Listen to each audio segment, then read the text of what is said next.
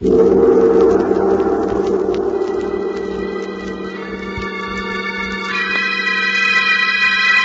Sealed Book.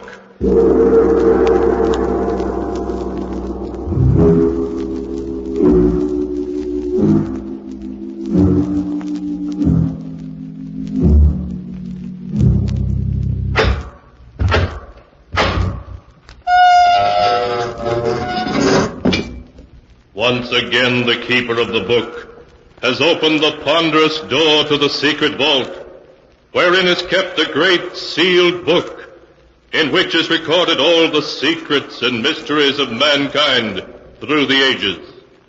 Here are tales of every kind, tales of murder, of madness, of dark deeds, strange and terrible beyond all belief. Keeper of the book, I would know what tale we tell this time. Open the great book and let us read. Slowly, the great book opens. One by one, the keeper of the book turns the pages and stops. The strange story of a handsome and mysterious man who, wherever he went, caused fear and grief. A tale titled, My Beloved Must Die.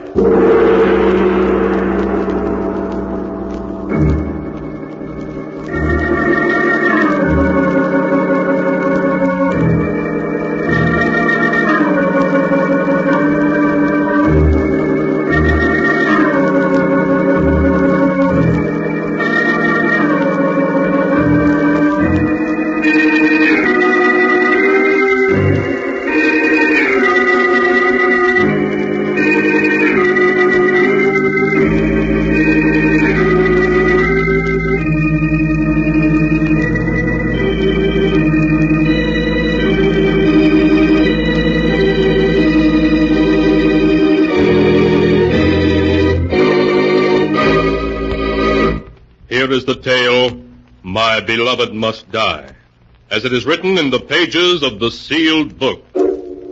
Our story begins in a large, smartly furnished apartment. Beautiful Joan Sanders sits at a desk, a pen in her hand. Her face is white and tense as she begins to write. Dear Mr. Rand, as you have long been a friend of the family, I'm writing this letter to you so that you may know why I'm going to do what I must. Believe me, there's no other way out.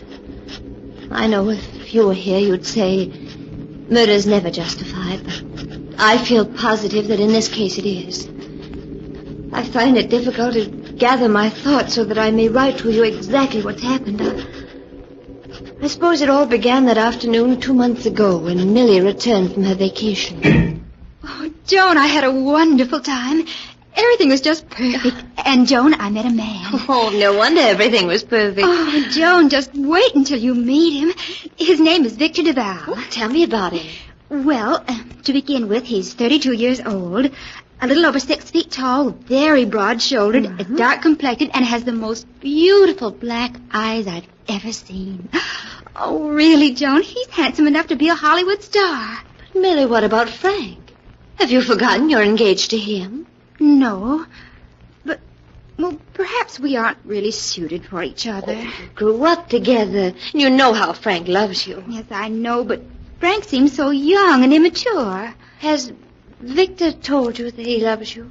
No, but he will in time. I feel certain of it. Well, promise me, Millie, that until that time you won't break off with Frank.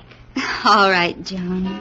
I promise. Oh, my goodness. It's 5 o'clock already. Have you got a date? Yes, Victor's calling for me at 6. We're having dinner together and then going to the theater. Oh, Joan, I was never so happy in all my life.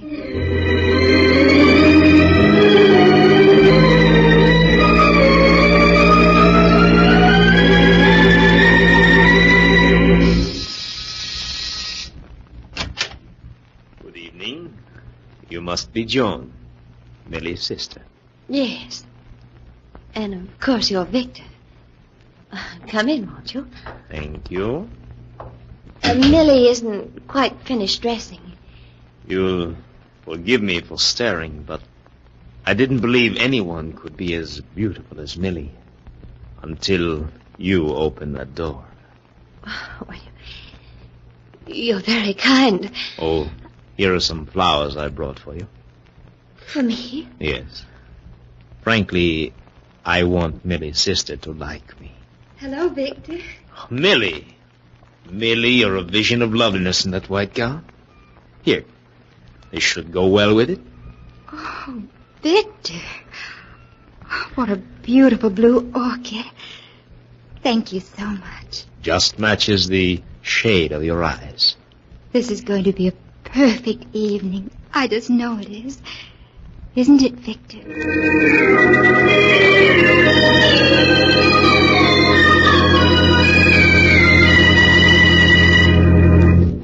Millie hadn't exaggerated in her description of Victor. There was something about him that set him apart from other men. It was more than his looks, his voice.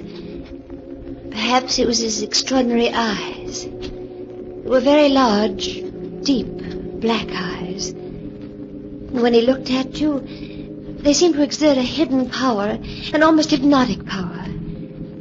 Whatever it was that set Victor apart from other men, you sensed it the moment you saw him. Later that evening, the doorbell rang. I opened the door to find Frank there. Hello, Frank. Can I see Millie a moment, Joan? Well, she isn't here. She's gone out for the evening. Gone out? With Duval? Why, yes. So that's why she refused to see me tonight. Might have known it. What do you think of Duval? Well, I only saw him for a few minutes. He seems very nice. You women are all alike. We're all taken in by his good looks and his fine manners. But I tell you, he's not to be trusted. Something strange about him. Strange about him? Well, what do you mean? It's hard to put into words. Wherever Duval goes, trouble seems to follow. Duval apparently has nothing to do with it. Somehow I always have a feeling he's behind it. Oh, Frank, aren't you letting your imagination run away with you? All right, I may be wrong. But I want you to promise me one thing. Well, keep a close watch on Millie. I don't want to see anything happen to her that she'll regret.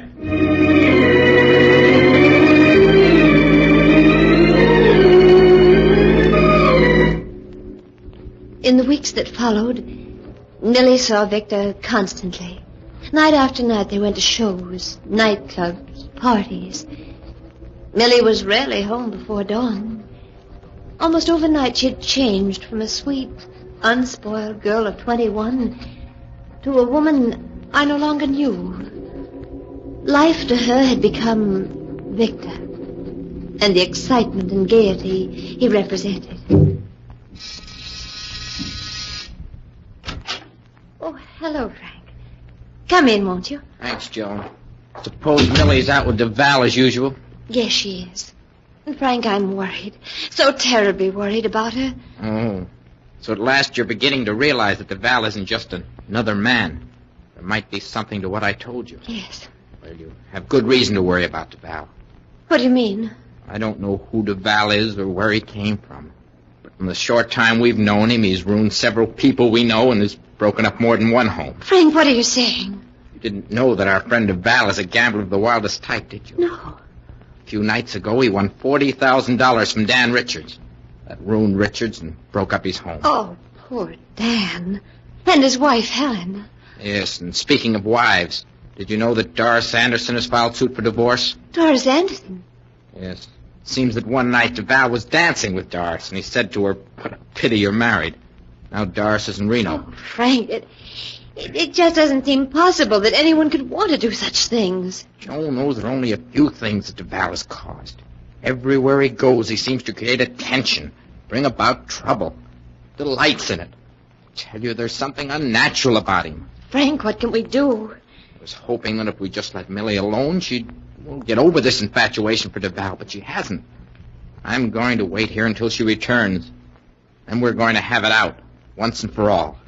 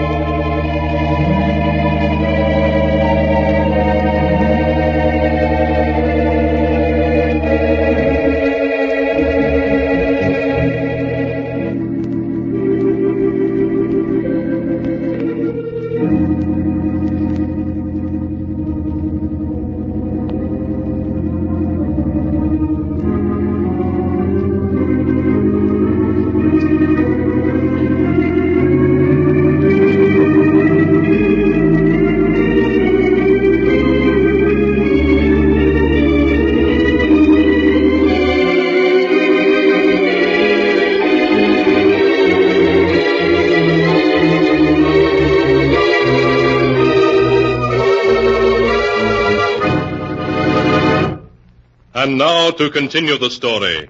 My beloved must die, as it is written in the sealed book. The hours slipped by as Frank and Joan awaited the homecoming of Millie and her escort, Victor Duval. A little after 3 a.m., the door to the apartment was quietly opened, and Millie slipped in, followed by Victor. Good evening, Joan. Joan, I didn't expect to find... Frank, what are you doing here at 3 o'clock in the morning? It's time you and I had a little talk, Millie. Frank, you're not going to lecture me, are you? Millie, you must listen to me. Can't you see what Duval's doing to you? He's making you cold and cynical like himself. There's something evil about him.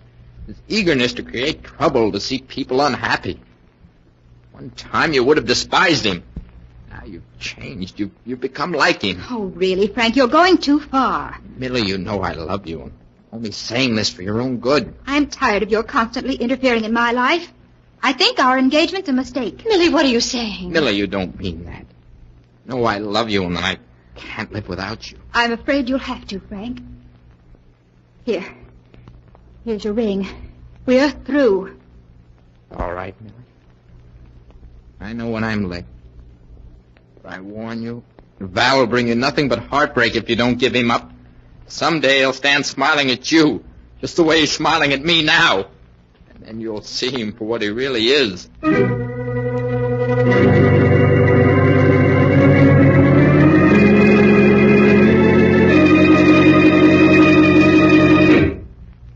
Morning, Joan. Anything in the morning, please? Joan, what's wrong? You're so pale. Millie, Frank was killed early this morning while driving home. Killed? Yes. The paper says he ran off the road while traveling at a fast speed and hit a telephone pole. Oh, it's dreadful. He's so young. Joan, why are you looking at me like that? You think it was my fault that he was speeding and ran off the road, don't you? Go ahead, say it. Your fault? I don't know. Somehow I keep thinking it was Victor's fault. We were all so happy, contented until he ended our lives. You haven't any right to talk about Victor like that. You know I love him. Oh, he's cast a spell over you as he has over so many others. And in the end, it can only lead to disaster for you as it has for Frank. Victor's evil, I know that now. Stop saying that, do you hear? Stop saying that. He isn't evil, and I'll never give him up.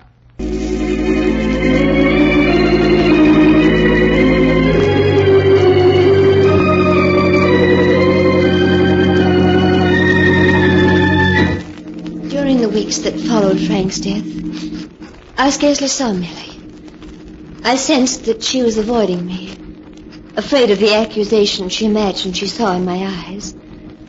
I knew that she was still seeing Victor every night. I began to hear stories from a dozen sources about the two of them and the life that Millie was leading. As time went by, Victor became involved in one scandal after another, and Millie with him. One night I went to his home determined to have it out with him. Victor, you and I must have a talk. But of course, Joan. What is it you wish to say to me? Victor, you mustn't see Millie anymore. Oh? May I ask why? You know very well why. Since you've entered Millie's life, there's been nothing but trouble. Before Millie met you, she was unspoiled and contented, ready to marry a nice boy, but you changed all that. Perhaps, my dear, it's a change for the better. You know that isn't true. If Millie weren't in love with you, she'd never be leading the life she is. You've taken her and tried to change her into someone like yourself. Someone who's evil and corrupt. You know, you're very beautiful when you're angry. You're amused by all this, aren't you? You enjoy knowing I'm worried. Well, all right, but just remember, you'd better not see Millie again. Joan, you wouldn't by any chance be forbidding me to see Millie because you happen to be in love with me yourself? Me? In love with you? Yes. Does that sound so incredible? Well, Many women are in love with me. you're the last man in the world I'd fall in love with.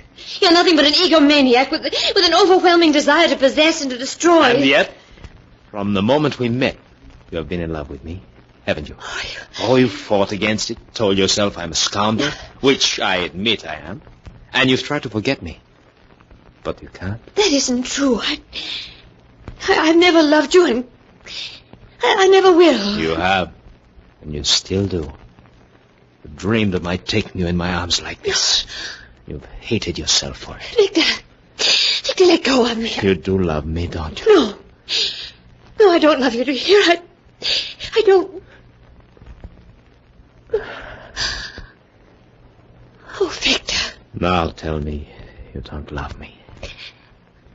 Oh, darling.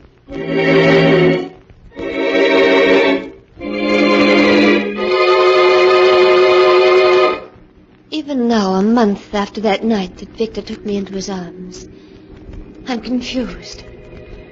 How can a person hate Victor as I do and yet love him at the same time? I know he's evil, that he's ruined the lives of many people. Millie's, Frank's, perhaps my own. Yet in spite of that, when I'm with him, it doesn't seem to matter. When he called at the apartment a few nights later, I was happy to see him. Victor. Good evening, John. May I come in? Yes, of course. Thank you. Millie isn't home yet. I haven't come to see Millie, but her sister. Oh, what did you want to say me about, Victor? About us? Oh, Victor, you must forget what happened that night. Perhaps I do love you. I don't know, but in any case, it isn't fair to Millie. Oh, please, Victor, if you care for either of us, you'll go away. Leave us alone. In your heart, you know you don't want me to go. You want me close to you, as I am now. No. No, Victor. No. Darling, you shouldn't. Forgive me. Millie. I should have made more noise when I opened the door. Oh, hello, Millie. I hope you're not angry with me, Victor, for having turned up at such an inopportune moment. Please, Millie, you must let me explain. There's nothing to explain, Joan. It isn't your fault, it's Victor's. This isn't the first time I've caught him making love to other women. But to make love to my own sister behind my... Come now, Millie. You aren't being fair to me. You know I shouldn't hesitate to make love to Joan in front of you, would I? No, you wouldn't. Nothing matters to you, nothing. You're no good and you never will be. But, my dear Millie, I've always told you that I'm a rogue and a scoundrel. It isn't my fault if you took me seriously. I was a fool, an utter fool to fall in love with you. Yes, I'm afraid you were. I only hope that you're not going to be difficult like the others were. No, Victor. You needn't worry about that. I won't come crawling to you like the others did. I've got too much pride for that. Millie! Oh, Victor. Victor, let go of me. I must go to her. No. Stay here. She'll get over Oh, it. how could you speak to her like that? Haven't you any heart? No, my dear. None at all, I'm afraid. Oh, I hate you. Do you hear me? I hate you. You only think you do, darling. But you don't. Oh, let go of me. I'm going to her. All right, Joan.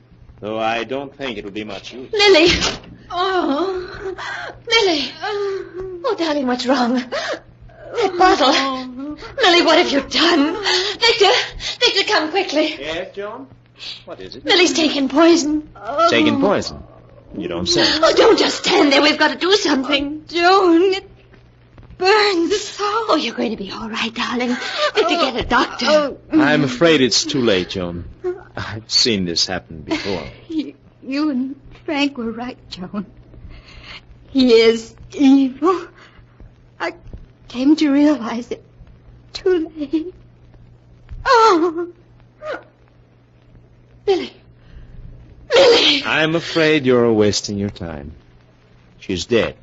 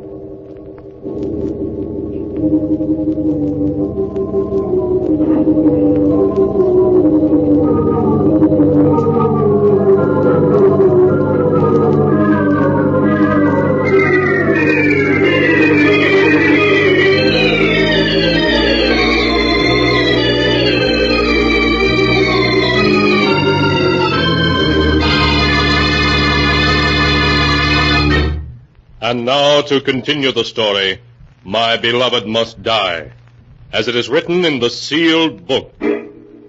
Joan Sanders, her face white and tense, sits at her desk, writing to a family friend, explaining why she is going to do what she must. It's been a month now since Millie died. A month in which I've suffered all the torments that she must have undergone when Frank died. At times I fear for my sanity. I know I should forget the past and live for the future, but I can't. For the evil of the past is with me in the present. This afternoon Victor phoned me. It was the first I'd heard from him since that night Millie died. When I heard his voice, I'm ashamed to say I was thrilled. Thrilled to hear the voice of the man who's responsible for Frank's death and Millie's. In spite of everything, I know I still love him. There's only one way out. Victor Duval must not be allowed to go on running lives. I expect him here any minute now. So I must close this letter. What I'm going to do must be done. Victor.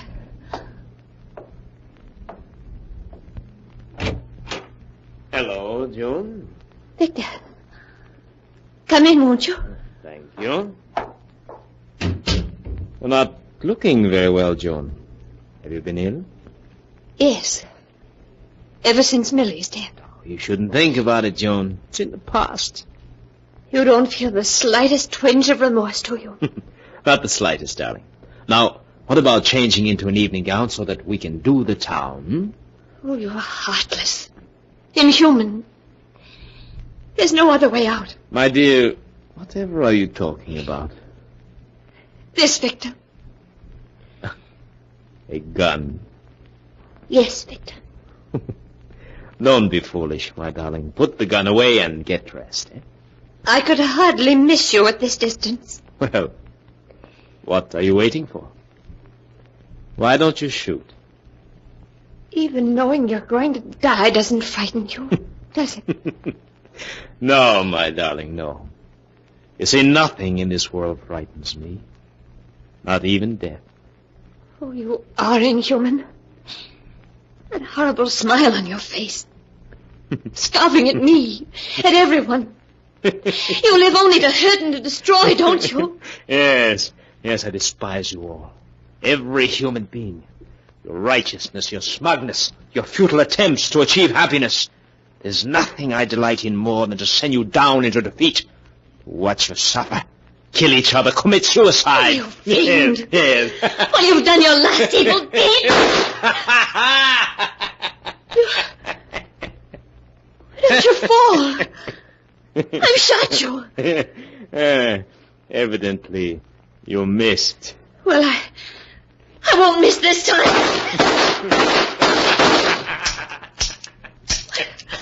Why don't you fall? Your gun seems to be empty. Oh, I couldn't have missed you. I couldn't have. No, you didn't miss me. Then why aren't you dead? No one can kill me. No one. Joan, don't you know who I am? Who are you? Look into my eyes.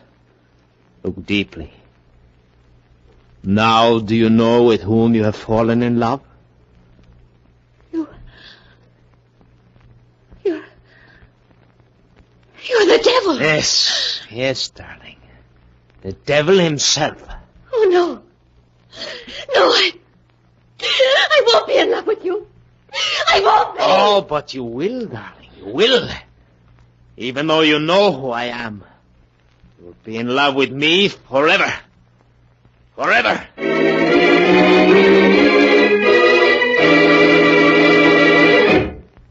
And so end the tale, My Beloved Must Die, as it is written in the sealed book. A few days after Joan Sanders had unsuccessfully attempted to kill Victor Duval, she suffered a nervous breakdown. When the doctors questioned her, she kept repeating over and over that she'd fallen in love with the devil.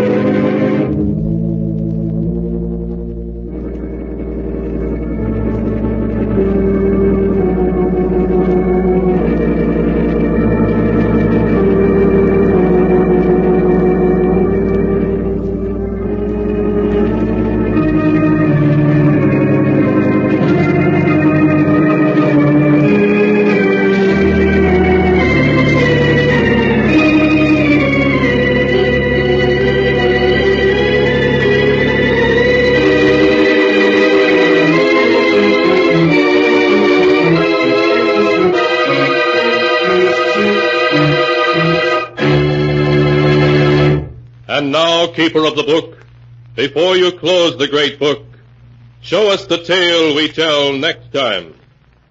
This one. Ah, yes. The tale of a scientist who ventured into the unknown and whose experiment brought disaster into his laboratory. A tale titled Beware of Tomorrow.